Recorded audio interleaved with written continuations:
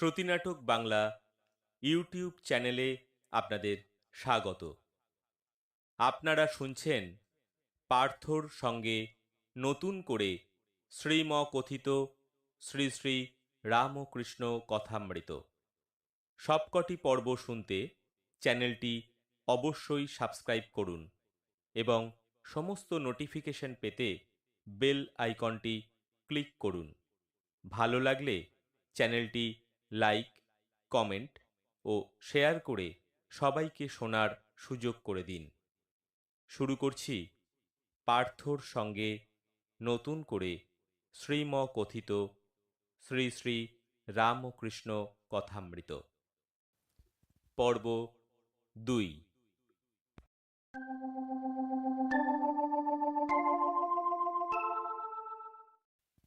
1882 সাল ফেব্রুয়ারি মাস, রবিবার। তারিখটা সম্ভবত 26। মাস্টার সিধুর সঙ্গে মানে শ্রীযুক্ত সিদ্ধেশ্বর মজুমদারের সঙ্গে বরানগরের এ বাগান ও বাগান বেড়াতে বেরিয়েছেন। শ্রীযুক্ত প্রসন্ন বাণুজ্যের বাগানে বেড়াতে বেড়াতে সিধু বলছিলেন, গঙ্গার ধারে একটা চমৎকার বাগান আছে, সে বাগান কি দেখতে যাবেন? সেখানে একজন পরমহংস আছেন।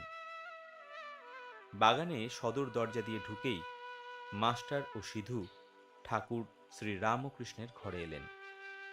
মাস্টার অবাক হয়ে দেখতে দেখতে ভাবলেন, আহা, কি সুন্দর স্থান, কি সুন্দর মানুষ, কি সুন্দর কথা, এখান থেকে নড়তে ইচ্ছে করছে না। কিছুক্ষণ পরে মনে মনে বলতে লাগলেন, একবার দেখি কোথায় এসেছি, তারপর এখানে এসে বসবো। সিধুর সঙ্গে ঘরের বাইরে আসতে না আসতেই আরতির মধুর শব্দ কানে এলো। একসঙ্গে কাঁসর, ঘণ্টা, খোল, করতাল বেজে উঠল। বাগানের দক্ষিণ সীমান্ত থেকে নহবতের মধুর শব্দ আসতে লাগলো। মৃদুমন্দ বসন্তের বাতাস বইছে, সবে চাঁদ উঠেছে। ঠাকুরদের আরতির যেন চতুর্দিকের আয়োজন হচ্ছে। মাস্টার দ্বাদশ শিব মন্দির, শ্রী শ্রী রাধাকান্তের মন্দির ও শ্রী শ্রী ভবতারিণীর মন্দিরে আরতি দর্শন করে পরম তৃপ্তি লাভ করলেন।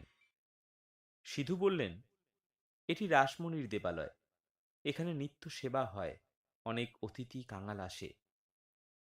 কথা বলতে বলতে ভবতারিণীর মন্দির থেকে পাকা উঠোনের উপর দিয়ে হাঁটতে হাঁটতে দুজনে আবার ঠাকুর শ্রী রামকৃষ্ণের ঘরের সামনে এসে পড়লেন। এবার দেখলেন ঘরের দরজা বন্ধ, এইমাত্র ধুনো দেওয়া হয়েছে। মাস্টার ইংরাজি পড়েছেন, তাই ঘরে হঠাৎ প্রবেশ করতে পারলেন না। দরজার সামনে বৃন্দে মানে ঝি দাঁড়িয়েছিল।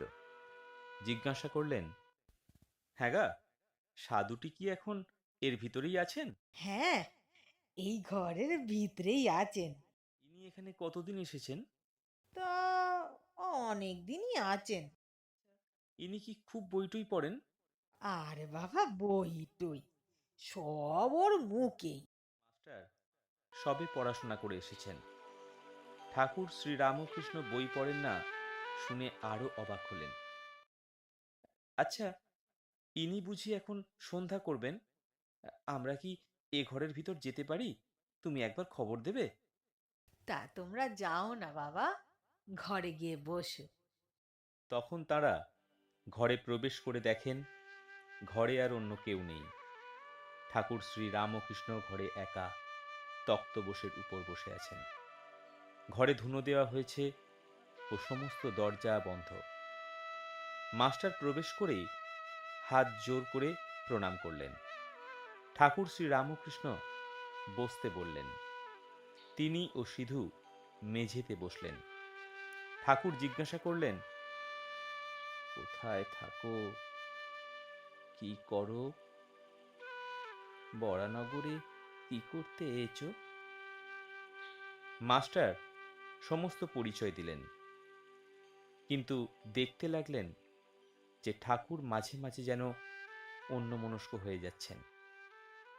পরে শুনলেন এরই নাম ভাব। যেমন কেউ ছিপ হাতে করে মাছ ধরতে বসেছে। মাছ এসে টোপ খেতে থাকলে ফতনা যখন নড়ে, সেই লোক যেমন শশব্যস্ত হয়ে ছিপ হাতে করে ফতনার দিকে এক দৃষ্টে এক মনে চেয়ে থাকে, কারো সঙ্গে কথা কয় না, এ ঠিক সেরকমই ভাব। পরে শুনলেন ও দেখলেন ঠাকুরের সন্ধ্যার পর এরকম ভাবান্তর হয়। কখনো কখনো তিনি একেবারে বাহ্যশূন্য হন।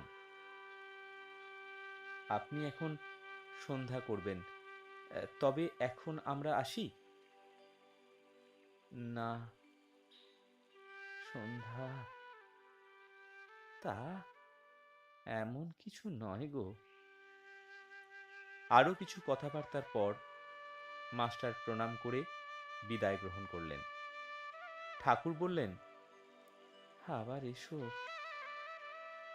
মাস্টার ফেরবার সময় ভাবতে লাগলেন, এ সৌম্য কে, যার কাছে ফিরে আসতে ইচ্ছা করে? বই না পড়লে কি মানুষ মহৎ হয়? কি আশ্চর্য, আবার আসতে ইচ্ছা হচ্ছে। ইনিও তো বললেন, আবার এসো। দেখি কাল কি পরশু সকালে একবার আসো।